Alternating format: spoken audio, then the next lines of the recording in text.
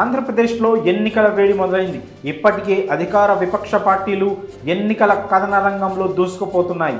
ఒక పక్క సీఎం జగన్ ఒక్కడే బరిలోకి దిగుతుండగా తనని ఓడించడం కోసం టీడీపీ జనసేన పొత్తు పెట్టుకొని పోటీ చేస్తున్నాయి. తాజాగా తెలుగుదేశం జనసేన పార్టీలు అభ్యర్థులను ప్రకటించడంతో ఎన్నికల జోరు మరింత ఊపందుకుంది. అయితే అభ్యర్థుల ప్రకటన తర్వాత జనసేన క్యాడర్ పవన్పై బహిరంగంగానే ఆగ్రహం వ్యక్తం చేస్తోంది.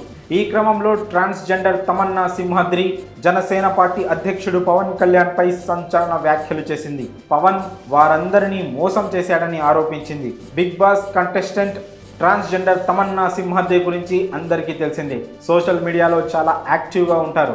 రాజకీయాలపై ఆసక్తి ఎక్కువ. ఈ క్రమంలోనే ఆమె 2019 ఎన్నికల్లో మంగళగిరి నుంచి ఇండిపెండెంట్ అభ్యర్థిగా బరిలోకి దిగి ఓటమి పాలయ్యారు. ఆ సమయంలోనే జనసేన నుంచి టికెట్ కోసం ఆశించిన ఆమెకు దక్కకపోవడంతో జనసేన పార్టీపై పలు విమర్శలు చేశారు. తాను ట్రాన్స్జెండర్ కావడంతోనే జనసేన తనకు టికెట్ ఇవ్వలేదని ఆవేదన వ్యక్తం చేశారు.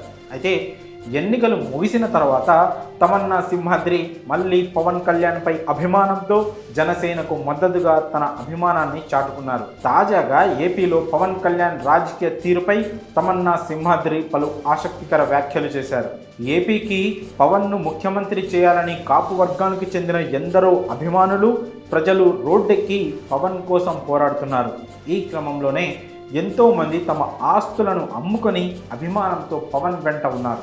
కానీ నేడు పవన్ చంద్రబాబు కోసం పనిచేస్తూ అందరి జీవితాలను నాశనం చేస్తున్నాడు. నాదెండ్ల మనోహర్ మాటలు మాత్రమే వింటున్న పవన్ ఇటు జనసేన కార్యకర్తల బాధలు, కాపు పెద్దల సలహాలను పట్టించుకోకుండా పెడచెవిన పెడుతున్నారని ఆరోపించారు తమన్నా సింహాద్రి. అంతేకాకుండా వంగవీటి రంగా తర్వాత మా కాపు వర్గానికి ఒక నాయకుడు వచ్చాడని మేము ఎన్నో ఆశలు పెట్టుకున్నాం. అలాగే మా కాపు వర్గానికి చెందిన పవన్కు ఓటు వెయ్యాలని ప్రతి ఇంటి గడప తొక్కాం. ఈ క్రమంలోనే ఎందరో తమ ఉద్యోగాలు వదులుకొని పవన్ వెంట నడిచారు.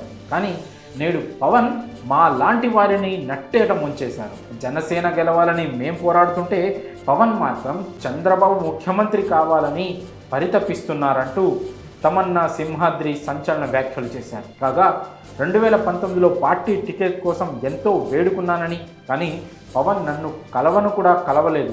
ఆయన మాటలనే స్ఫూర్తిగా తీసుకొని నేను రాజకీయాల్లోకి వచ్చాను. కానీ ఆయనను కలిసే అవకాశం కూడా రాలేదు. అందరిలా పవన్ కూడా కోట్ల రూపాయలు తీసుకునే టికెట్ ఇస్తే మాలాంటి సాధారణ వ్యక్తులు రాజకీయాల్లోకి ఎలా వస్తారని ప్రశ్నించారు.